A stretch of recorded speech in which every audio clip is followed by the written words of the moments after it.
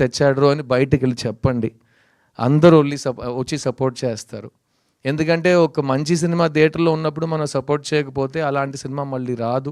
Plus నేను 10 కారణాలు మళ్ళీ చెప్తాను ఎందుకు లవ్ స్టోరీ చేయట్లేదని ఇంకా 10 సంవత్సరాలకి. ఇంకా దారుణం ఏంటంటే ఇంకా 10 సంవత్సరాల తర్వాత నేను చూడడానికి ఇలాగే ఉండబోతున్నా. అది మా ఫ్యాన్స్కి తెలుసు. అర్థమైందా? సో స్టాక్స్ అలాగే ఉన్నాయి. వైల్డ్ స్టాక్స్ లాస్ట్ అన్నట్టు స్టాక్స్ ఉన్నాయి. సో మీకు లవ్ స్టోరీ మళ్ళీ కావాలంటే ఈ సినిమా కరెక్ట్గా విజయం సాధించిందంటే నేను మళ్ళీ లవ్ స్టోరీలు చేస్తాను.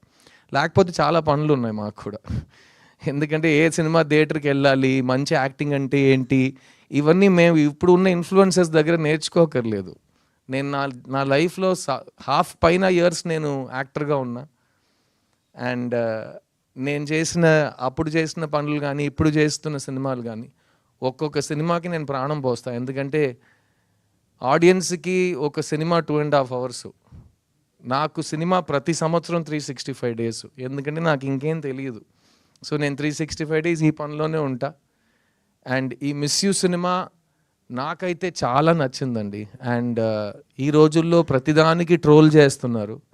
అది ట్రోలింగ్ అంటే ఎప్పుడు అది పాతగా అప్పుడు ఆ టైం నుంచి ట్రోలింగ్ ఉంది. ఒక మంచి విషయం చెప్పినా 10 మందిలో 2 యాదవులు ఏదో ఒక ట్రోల్ చేస్తారు. ముందు కూడా అలాగే మాట్లాడేవారు. ఇప్పుడు ఆ 2 యాదవులకే మనం ఎక్కువ మైకులు ఇస్తున్నాం. వాళ్ళకే చాలా ఫాలోయింగ్స్, లైక్, షేర్, సబ్స్క్రైబ్ చేస్తే వాళ్ళు స్టార్లు అయిపోయారు. ఇప్పుడు ఎదవని ఎలా మనం ట్రోల్ చేయాలని నాకు అర్థం కావట్లేదు. సో ఈ సినిమా కూడా ఆ ట్రోలింగ్ ఎదవలు ప్లీజ్ ఫస్ట్ టికెట్ కొనుక్కుని నీ ఇష్టం, నీ అబ్బాయి ఏమేం చేసుకో.